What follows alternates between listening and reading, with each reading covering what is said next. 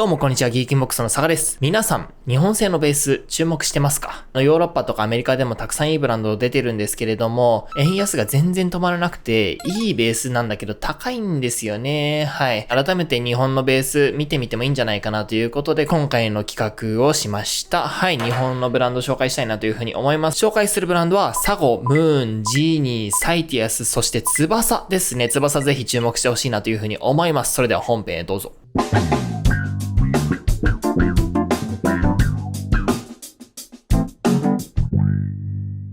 まず紹介したいのが翼ギターワークスというブランドですね。はい。何で有名かっていうとフラートーンですよね。はい。フラートーンの製造をやってた方なんですけれども、オリジナルでブランド立ち上げて今やってらっしゃるというところで、クオリティが高いの昔から知っててですね、実はコンタクト取ってたんですよ。当時の代理店に置くお店選んでるんでみたいな感じで言ったんで、そうですかっていうなんか僕たちの力不足で申し訳ないなと思いましたけど、今そこら辺のね、省流が少し変わって、ギターブランドと直接取引ができるようになったので、うちで取り扱いスタートしたということでございます。今回紹介するザ・ホッパーというモデルは、ジャズベースのね、モチーフとしたレプリカモデルなんですけれども、本格的なクラシックな形ですよね。芝エンドの形見てみてわかる通り丸くなっていて、ここら辺四角くちょぎってやると、モダンなね、感じになってきますけれども、丸くなっているというところで、明らかにそこからもクラシックのスタイルを施行しているということがわかると思います。エイジド仕様だということなんですけれども、このブランドね、すごくパンチのある音で、5弦なんですけど、4弦ベースらしさを感じられるブランドかなというふうに思いますね。木材構成はボディがアルダー、シバン、ローズウッドとクラシックな感じです。もう、そんな感じで指定しました。はい。ピックアップは工房内で全部作ってるオリジナルなんですよね。ちょっと言いたいんですけど、日本でよくあるオリジナルピックアップっていうのはどこか別の場所が作ってます。はい。OEM 先があって。日本ってピックアップ作ってるところそんなに多くないので、正直ね、やっぱり似てくるんですよね。もちろんターン数とか、マグネットの種類とか、ターンの巻き方とかね、いろんなものがオーダーできるので、そうしたね、デザインの違いは出るんですけれども、なかなか素材の面でね、違いが出づらいと。コストを抑えようと思ったらなおさら同じようなピックアップになっていってしまうんですけれども、ここで違いを作れるのはすごく大きいなというふうに思いますね。あとは、ウレタンのピカピカのちょっと固めの塗装じゃないっていうところも一つポイントかなというふうに思います。日本で作ってるとみんな同じような音になってきがちなんですよね。例えばそれは塗料だったり塗装方法だったりピックアップだったりそうしたところが似てくるからです。はい。なんですけどこのブランドはそこら辺を他とは違うやり方でできているので、そこがね強いオリジナリティ作ってるかなというふうに思いますね。そして価格がですね40万7千円だと。非常に価格いいですよね。僕はかなり印象がいいです。で、実際弾いてみてもとても素晴らしいなというふうに思います。気になるところ音でもあると思いますから、サウンドチェックしてみてください。てかできれば自分でも弾いてみてほしいですけどね。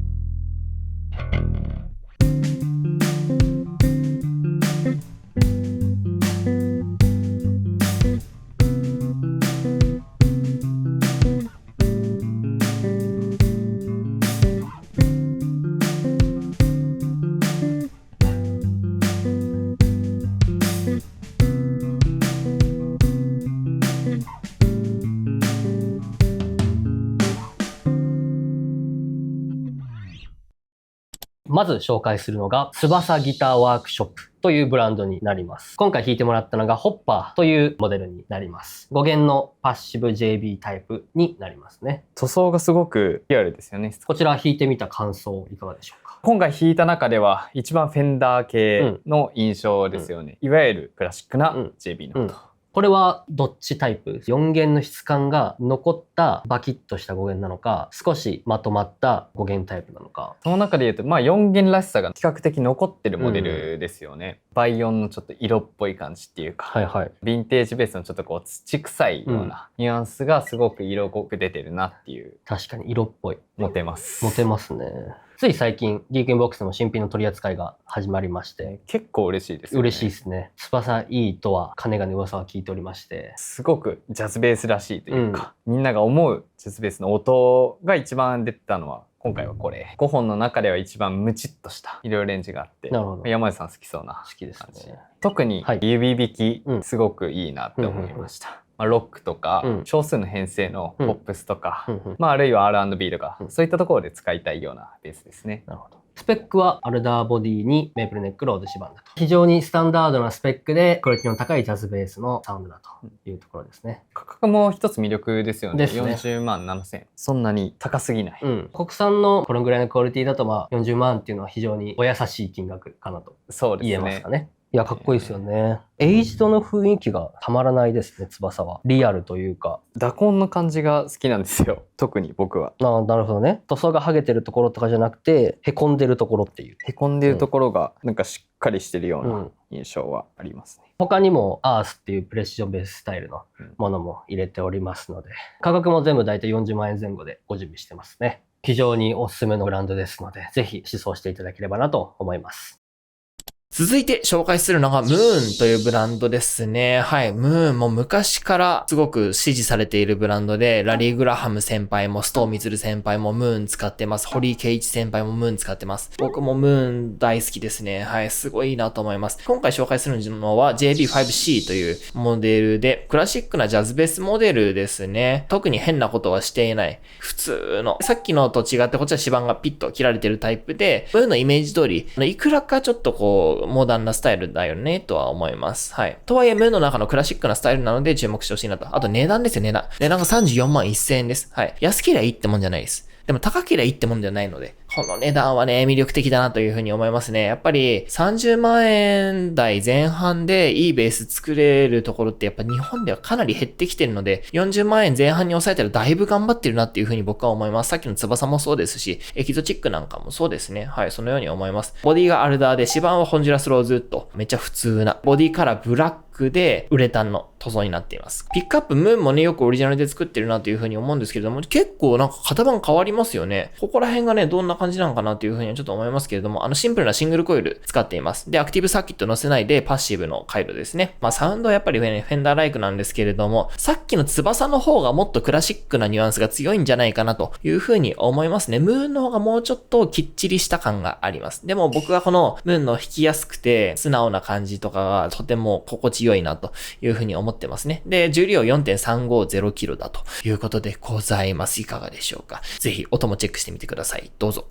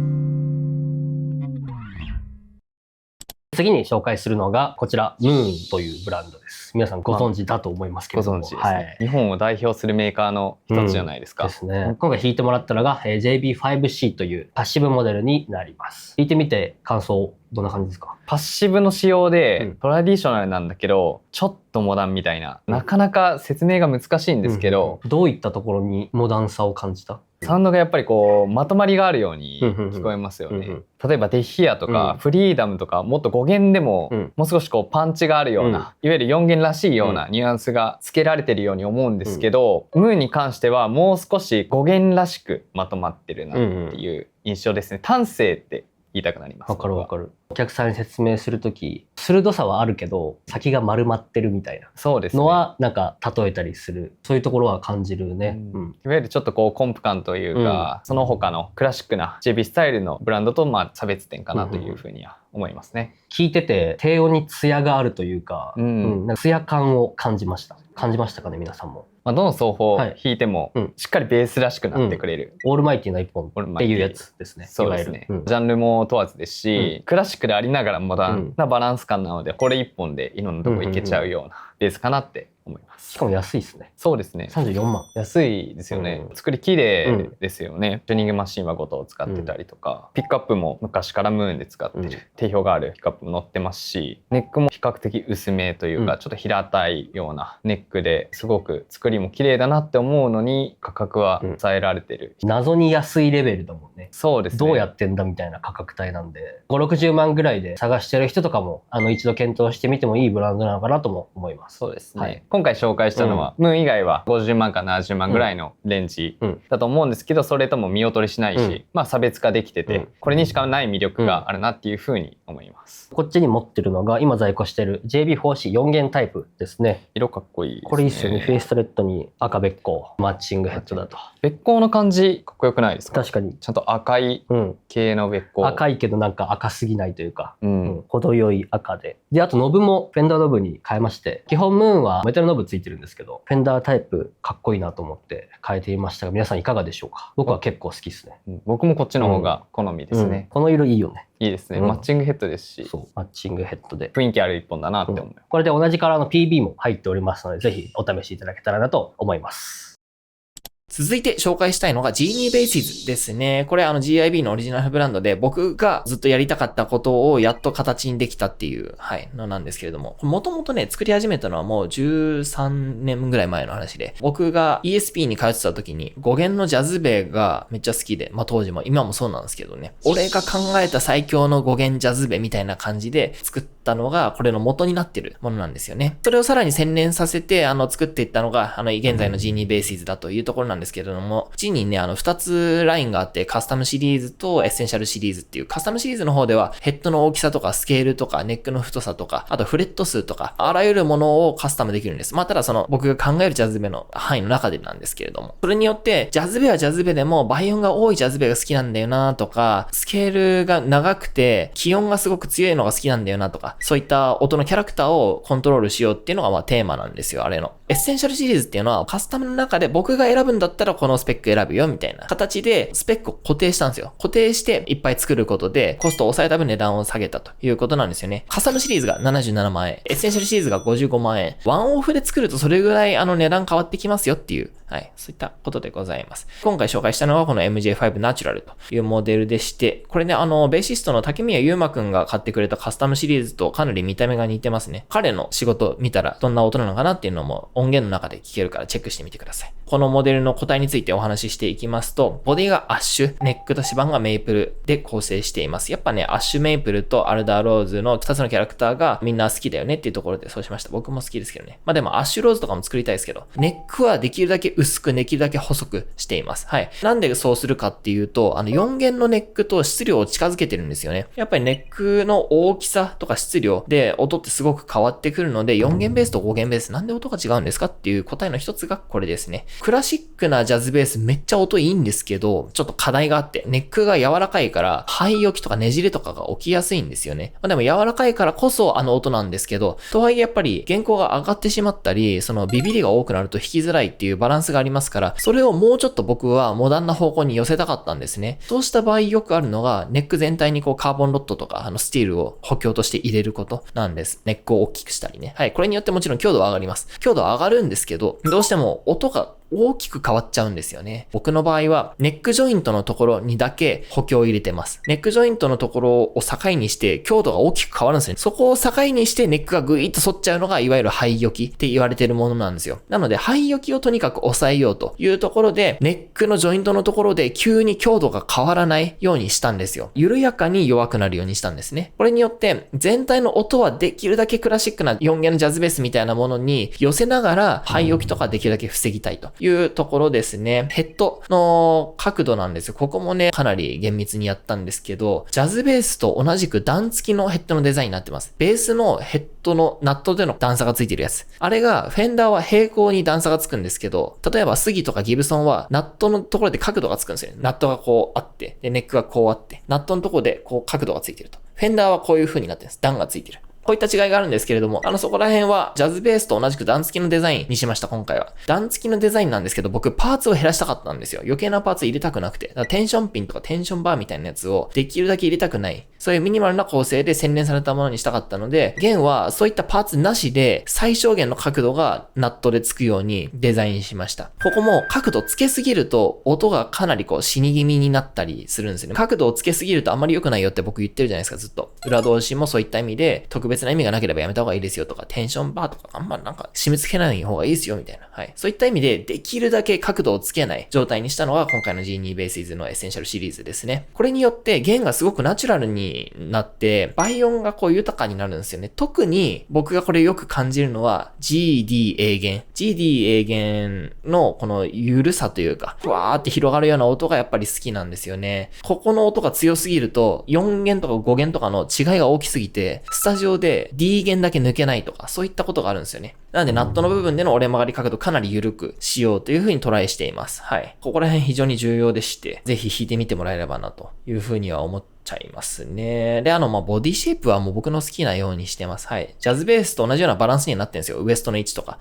でももうちょっとこのラインの方がかっこいいんじゃないかとか、もっとスマートなんじゃないか。はい。そのようにしていますね。これのプロトタイプみたいなやつと見比べるとわかると思うんですけど、もう今の方がかっこいいです。はい。ピックガードなしの構成なんですけれども、ピックガードありの時と同じような弦とボディトップの感覚になってます。スラップやりやすいじゃないですか。ピックガードついてる方が。でも、ピックガードなしでも、ピックガードありと同じ感覚にしたかったので、そういう風にデザインしています。ピックガードつければいいじゃんって思ったと思うんですけど、パーツ減らしたいんですよ、僕は。パーツできるだけ減らしたいっていうのに基づいてこのようになってます。ピックガード欲しいよっていう方、カスタムシリーズでオーダーしてください。ハードウェアの方に目を向けていきますと、ブリッジとチューニングマシン、ヒップショットですね。ヒップショットのアルミのブリッジとヒップショットの軽量のウルトラライトペグを使っています。はい。ここら辺はもう定番というか、特に気をてらう必要ないなというふうに思ってます。ピックアップはデラノにオーダーしてます。シングルコイルなんですけれども、巻き数増やすみたいなことはしないでくださいっていう話をしていて、巻き数減らすとやっぱりもうちょっとトレブリーになっていくので、4弦ベースのようにトレブリーであることを意識していますね。プリアンプは僕たちが自分たちでデザインして、製造はカージアンにお願いしてます。低音と広域、ブーストしていくと真ん中にちょうど谷ができるようになってます。谷が 500Hz になるように設計してるんですけれども、ざっくりですよ。そんな精密にはできないんで。500Hz が凹むっていう、このミッドスクープが僕はジャズベースの一番好きなポイントで、500Hz になんでしたかっていうと、バルトリーニの XTCT がそうで僕がプリアンプ大好きだからです。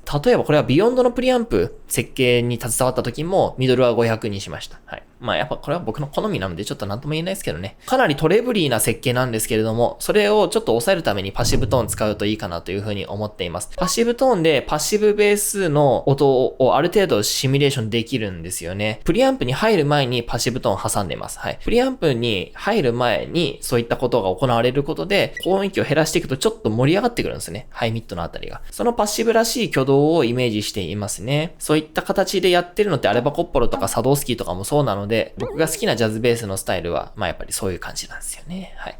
という感じでね、明確なコンセプトを持って、トータルでデザインしているんですよ。で、こうやると、やっぱり自分がやりたいことを簡単にできるなっていう実感がありました。それはすごく面白かったです。ジャズベースの形のものを自分が後から調整して、例えば5弦ベースもっと鳴らしたいですとか、G 弦がちょっと強すぎるんですとか、そういったことを言われて、それに対してこう調整していくことを僕はずっと仕事としてやっていたんですけれども、ゼロからやったら結構いけたなっていう実感がありまして、かなり自信があります。これはね。個体に関して言うと重さが 3.865 キロだということですね。いいものを選んでやってますよっていうことです。サウンド気になると思いますから、ぜひ聞いてみてください。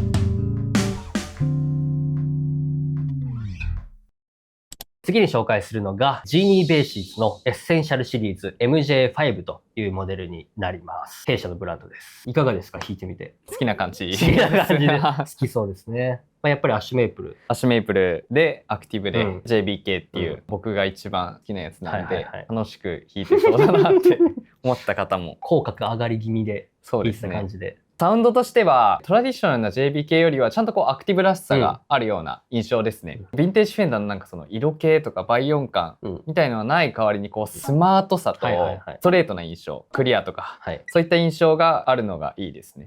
仕事人っぽいベースだなっていうふうに思います。確かに聴いててもスタイリッシュな感じすごい感じましたね。ヘッドとかにもストラップピンなかったりとか、ピックガードなかったりとか、ボディシェイプの感じとかジョイントの感じとか、そういったデザインのスマートさがちゃんとサウンドに現れてるなっていう印象でしたね。聴き心地とかはどうでした？まずネックが薄めですよね。ナット幅もちょっと狭い。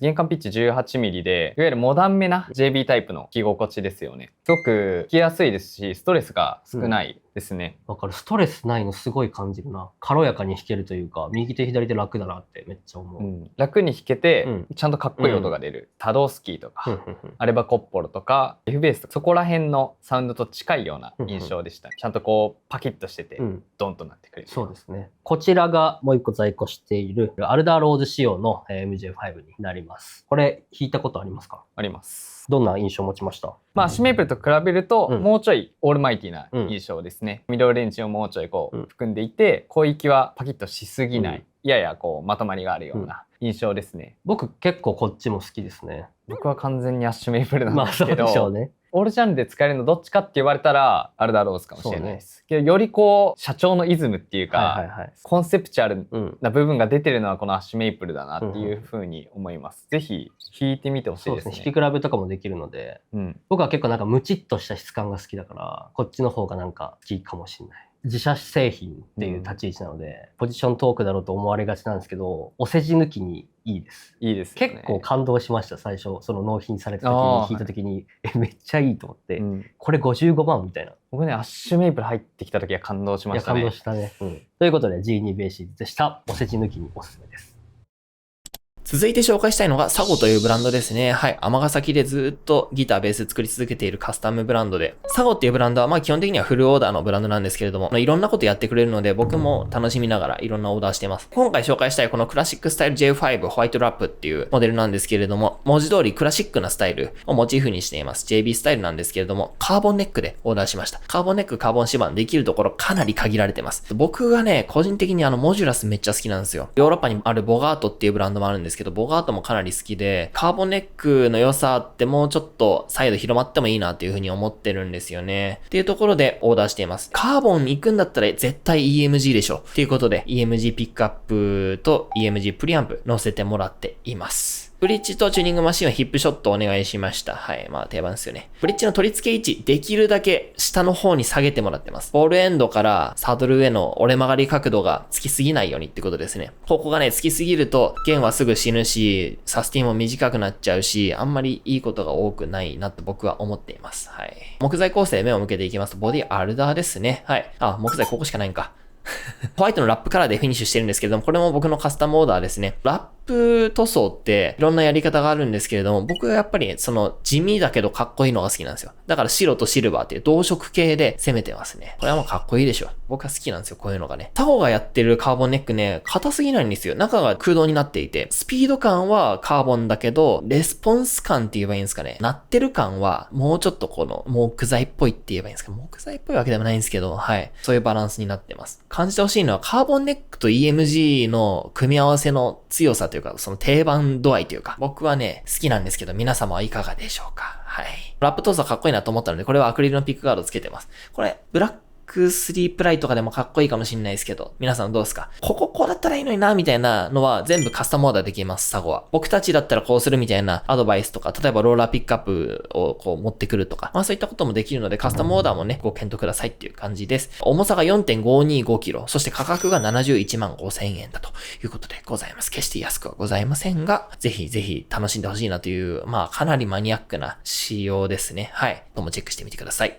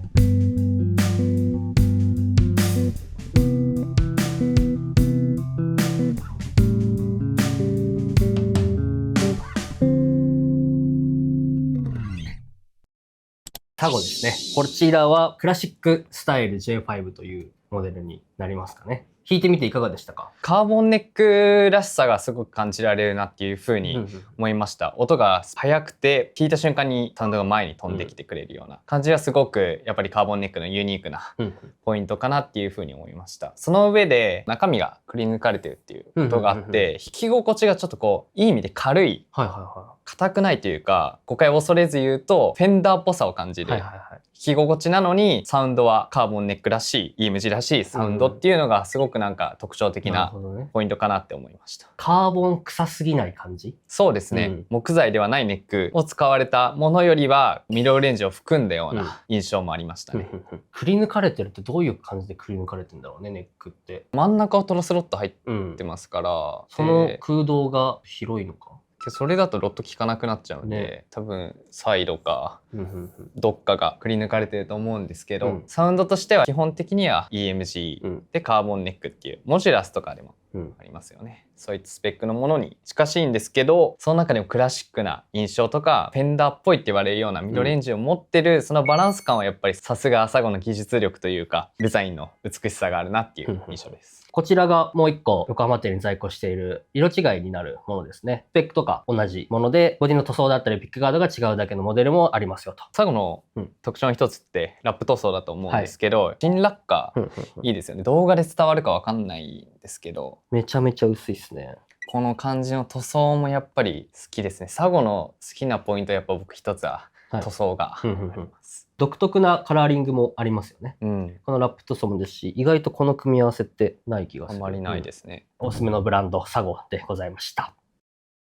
最後に紹介するのがサイティアスギターズですね。はい。サイティアスはね、サイタさんっていうお兄さんがやってるんですけれども、サイタさん結構面白いお兄さんで愛されてるんですよ。僕よく言ってるじゃないですか。クオリティめっちゃ大事です。音の良さめっちゃ大事です。でも、それと同じぐらいやってる人の人間性、社会性、こういったもんめっちゃ大事なんですよ。だから今紹介したいくつかのブランドも、まあそうした面で僕がいいなと思ってるから取り扱っています。良くないなと思うのはすぐやめます。自分たちもこのやり方良くなかったなと思ったら反省してすぐやめてますしね。今回ね、紹介したいモデルはレクセル5というもので、スワンプアッシュオープンポアとモデル名についているんですけれど、まあその名の通りなんですよね。これは先日のサウンドメッセで展示されていたショーモデルです。で、ショーモデルでこれ見て、バーガンディだみたいな。やっぱバーガンディうちでがやんなきゃなっていう感じで入れました。はい。サイティアスギターズのラッドウィンプスのベーシストの方とか、若左衛門ちゃんとか、そうした方が愛用していることでも知られていますね。いいなって思います。そのベース愛がすごく強いですし、オリジナル作ろうっていう気概も強いですしね。最近パークさんも使い始めましたよね。ちっちゃい可愛いベース。あれも僕好きなんですけれども、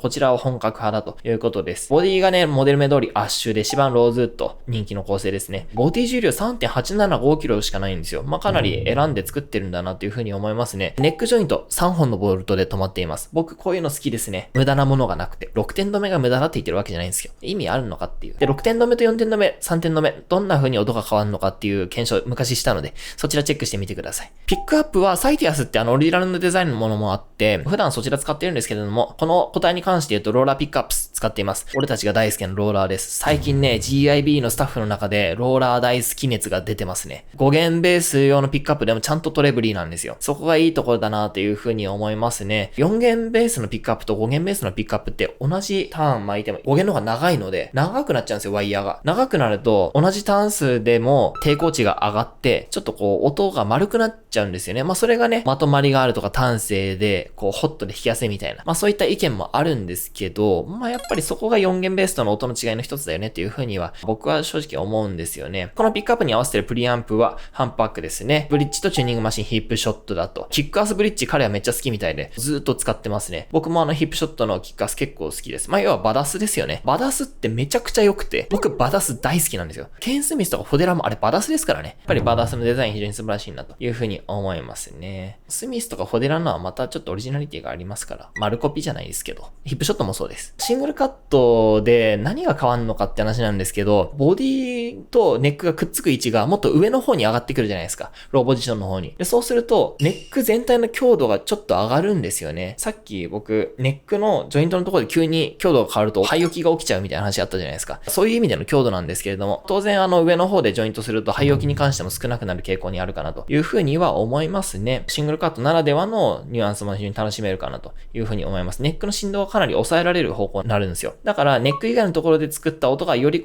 強いキャラクターとして表に出てくるっていう感じなんですよね。サイティアスのね、塗装はね、僕はもう正直めっちゃトップクラスにいいなと思ってます。色合いもそうですし、硬さとかもすごくいいですね。サイティアスはめっちゃうまいっすよ。いやーもう自分でやるのしんどいんで、ちょっとどうしようかなって思ってるんですよねーって言われて、ダメ、やめてくださいって言って、サイタさん自分でやってください。やっぱサイタさんの塗装素晴らしいので。そして価格が59万4000円だということですね。悪くない値段だと思います。もちろん安くないんですけどね。はい。っていうね、レクセル5カスタムなんですけれども、非常におすすめです。音も聞いてみてください。どうぞ。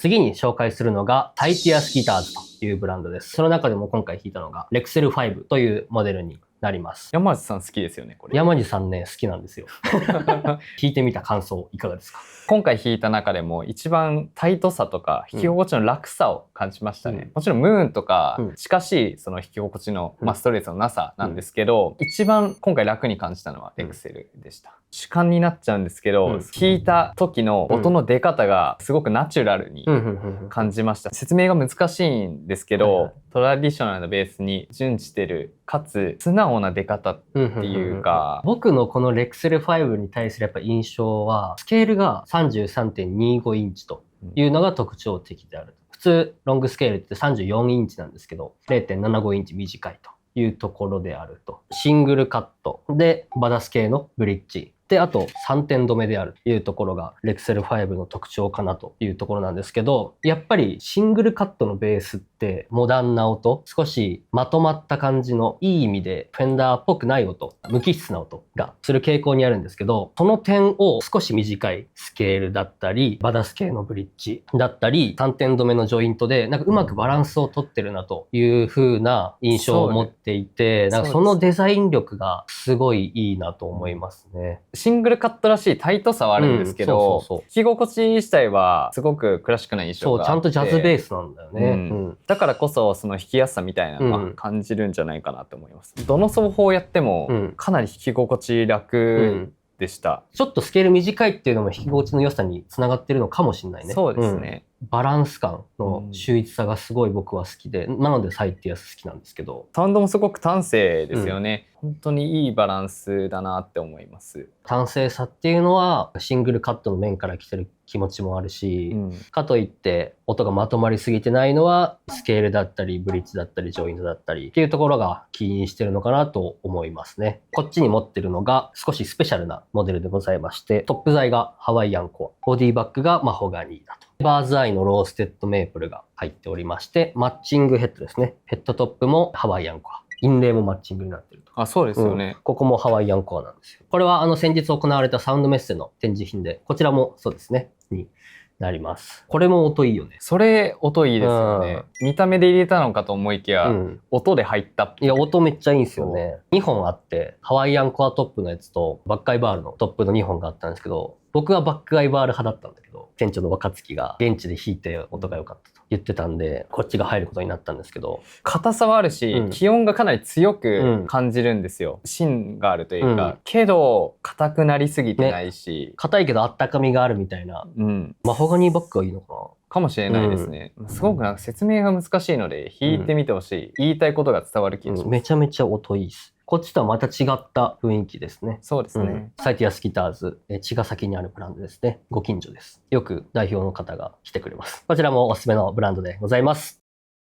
5つのベース紹介してまいりましたがいかがでしたでしょうか？もう毎度のごとくですけど、ジャズベみたいなのばっかりになっちゃうんですよね。僕がジャズベ好きだから。やっぱりジャズベいいな、ジャズベいいなって言ってたら、いいジャズベいっぱい集まってくるもんで、今 GIB の在庫やばいんですよ。ちょっとこれもう世界的に見てもそんなないよっていうレベルでいいの揃ってるので、ぜひチェックしてほしいなというふうに思います。はい。皆さんが好きなブランドどれでしたか？コメントしてほしいんですよ。これ良かったとかあれ良かったみたいな話を僕が受けて、ああ、なるほどみたいな。市場の皆さんはそういう風に考えてらっしゃるのねっていう風に思って、またビジネスにそれをフィードバックできるんですよね。そしたら、より良いものになっていくじゃないですか。皆さんに提供できるものもそうですし、例えば物量が増えてその分値段が安くできるかもしれないですし、そうした部分もありますので、ぜひぜひコメントとか、もしくは DM とかで僕に皆さんの意見を教えてほしいなという風に思います。僕個人的に今回の動画で一番注目してほしいのは翼かな。翼に関して言うと、クオリティとか値段の割に流通量がちょっと少ないですよね。これは多分ブランドとしての認知がまだ足りてなくて、もちろん知ってはいると思うんですけど、次買うのやっぱそこを検討したいなっていう風にちゃんと思ってほしいなという風に思ってるんですよね。素晴らしいブランド僕は応援していきたいなという風に思っておりますので、皆様ぜひぜひよろしくお願いしますということでございます。ということで本編終わり。皆さんどうですか？最近ベース買ってます？ギターブランドのお兄ちゃんみんな忙しそうなんですよね。そんなに僕新品のベースが売れてるイメージなくて、やっぱ中古はみんな楽しいから買うじゃないですか。でも新品どうだろうなっていう、実はみんな買ってるんですかね。なんかちょいと不思議ですけれども。新品が売れないと中古って発生してないので、皆さんが中古楽しめるのを新品買ってる人のおかげなんですよね。中古買うのが好きっていう派閥もね、もちろん楽しいと思いますけど、そういった意味も含めて新品も楽しんでほしいなというふうに思ったりします。はい。新品の良さってね、ブランドに貢献できることも一つあると思うんですよ。例えばですよ、ブックオフで好きな作家の本買うじゃないですか。でもそれって好きな作家に何もプラスにならないんですよね。そういうのを知らないで無邪気にブックオフであなたの本買いましたってツイッターで絡んで怒られてんのこの前僕見たんですよ。いやー、みたいな。なんか、ありがたいっちゃありがたいんすけどね、みたいな。もちろん、中古を買ってくれる人がちゃんといないと、中古の値段がどんどん下がっていって、要は、需要がなくなってって、値段が下がってって、で、新品の評価もそれに引きずられて下がっていくみたいなところがありますから、中古のベース買うっていうことも、遠回しにはね、もちろん、ブランドとか、その作家とかね、生み出したクリエイターへの支援になるんですけれども、やっぱ新品買ってほしいなっていうふうにはみんな思ってます。で、新品どうやって売るかをみんな頭ひねって頑張ってるんですよね。そう思うとなんか僕も新品買おうかなと思ってこの間ケーズの新品買いました。ケーズギターワークスの。そこにあるサスベースも新品で買いました。できるだけ買えるときは新品買いたいなと思って僕は最近ね、そういう風に思ってやってます。だってさ、33ですよ。33になって利己的すぎる考え方をするのもちょっと違うよねってちょっと最近思ってて。いい人になりたいんです。なんつってやってますけれどもね。ベースギークカレッジ。よろしくお願いします。関谷さんと一緒にやってるベースギークカレッジなんですけれども、GIB でやってるような動画をもっとマニアックにしたものをやってます。はい。もう間もなく90本か100本ぐらいの動画の本数になると思うんですけれども、かなりマニアックです。例えば、ディアンジェロの曲をロジックで解析して、ベースだけ抜き出して聴いてみて、ドラムと一緒に聴いてみて、やっぱ、これぐらいレードバックしてる。0. 何秒レードバックしてるって。レードバックさせなかったらどうなるんですかねみたいな。ちょっと戻すんですよ、前に。そしたら、全然ディアンジェルじゃない、みたいな。そういうね、楽しいことをね、やってるのがベースギークカレッジなんですけれども、興味ある方はそちらチェックしてみてください。ベースギークカレッジ専用のね、割引とかもあって、GIB での割引ですよ。元取れるようになってます。もう元取った人もね、結構います。そうしたね、使い方して、ぜひぜひベースをもっと楽しんでもらえればな、というふうに思います。で、GIB なんですけれども、GIB 横浜、GIB 兵庫、そして GIB ソルト3店舗ございます。広く楽しんでほしいな、というふうに思いますね。このチャンネル最近海外の方見てることもすごく多いと思うんですけれども、海外向けの EC サイトございます。ベースショップ -gib.com というものなんですけれども、こちらではね、送料とか関税とか全部ひっくるめた値段で掲載しているので、シンプルです。後からめんどくさいことしなきゃいけないとか、通関やんなきゃいけないとか、そういったことがないので、ぜひお気軽にご利用ください。最近ね、結構使っている人多いです。香港の皆さんありがとうございます。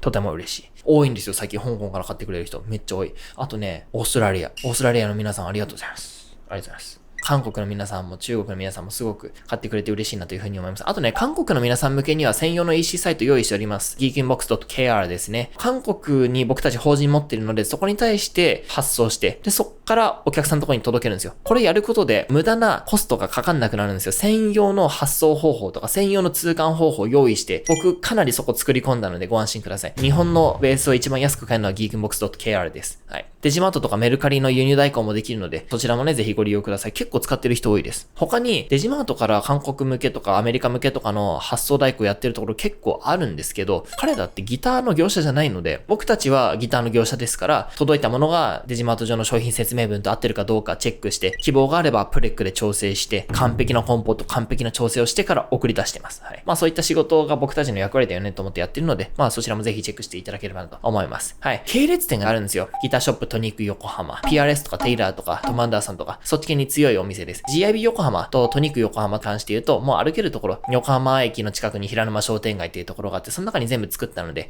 ぜひ遊んでほしいなというふうに思いますね。GIB 横浜の上には GIB ラウンジっていうのもあって、ゆっくり思想ができるスペースになっておりますので、そちらも合わせて楽しんでもらえればなと思っております。次のね、お店どこに出しましょう。夏は北海道行きたいからやっぱ札幌かなとか、でも博多のご飯も食べたいから博多かなとか、もしくは台湾かな、上海かなとかも思ったりしてます。ここに作ってくれっていう話があればぜひコメントしてください。ということで、こんなね、長々しい話最後まで聞いてくれたあなたもう本物のベースギークです。もう一本動画見てから閉じてください、YouTube を。ということで、また次の動画でお会いしましょう。バイバイ。